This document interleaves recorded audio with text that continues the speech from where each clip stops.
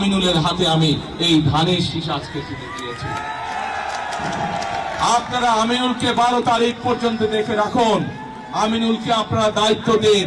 আমিনুল দায়িত্ব, এলাকার মানুষের দায়িত্ব। ইনশাল্লাহ আমিনুল জিতলে পরে, ধানের শীষ জিততে পারে 13 তারিখ থেকে আমিনুল এলাকার মানুষের দেখভাল করছে কিনা, এলাকার উন্নয়নে কাজ করছে কিনা, সেইটি দেখার দায়িত্ব ইনশাল্লাহ আমার।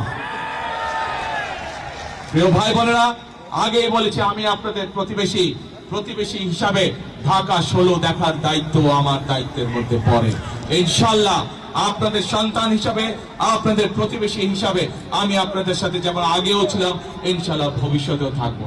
প্রিয় ভাই বোনেরা, বক্তব্যের শেষে আবারও আমি আমার আমিনুলের জন্য, আমাদের দলের ধানের শীষের জন্য সামগ্রিকভাবে এইখানে যত মানুষ উপস্থিত আছেন, আপনাদের মাধ্যমে, আপনাদের যে সকল আত্মীয় স্বজন বন্ধু বান্ধব সারা বাংলাদেশে ছড়িয়ে ছিটিয়ে আছে, আপনাদের মাধ্যমে তাদের সকলকে ধানের শীষের জন্য ভোট চেয়ে আমার বক্তব্য শেষ করছি।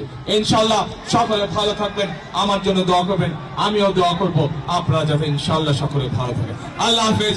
বাংলাদেশ জিন্দাবাদ, বাংলাদেশ জাতীয়তাবাদী জিন্দাবাদ।